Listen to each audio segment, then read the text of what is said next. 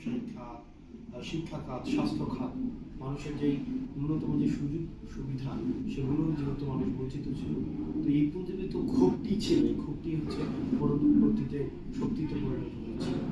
ধন্যবাদ আপনাকে। আপনারা আমাদের এই যে অতি সরকারি চাকরির প্রতি যে আমাদের একটা ঝোঁক থাকে বা সরকারের সবাই সরকারি চাকরিতে যেতে চায়, কারণ হচ্ছে সরকারি চাকরিতে নিরাপত্তা রয়েছে।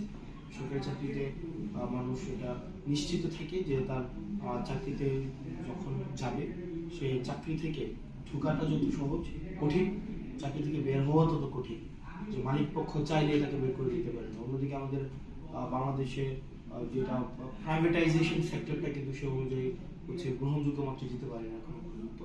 তো সেটি নিরসন, অর্থাৎ সরকারি এবং বেসরকারি চাকরির যে তারতম্যটি রয়েছে সেটি নিরসন আপনারা ইতিমধ্যেই জানেন যে এই সরকার 2006 সালে যে আমাদের শ্রম আইনটি রয়েছে, এই শ্রম আইনটি সংস্কার করার জন্য প্রস্তাব দিয়েছে এবং যেই যে বেসরকারি চাকরিতে যে অনিরাপত্তা রয়েছে সেই অনিরাপত্তাগুলো মিটিগেট করার জন্য ইতিমধ্যে ব্যবস্থা নিয়েছে।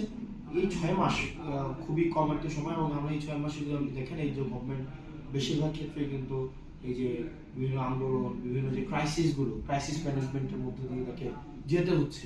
তবে আমরা প্রত্যাশা রাখছি খুব শীঘ্রই সরকারি এবং বেসরকারি চাকরির মধ্যে যে আনুপাতিক যে ব্যবধানটি রয়েছে সেই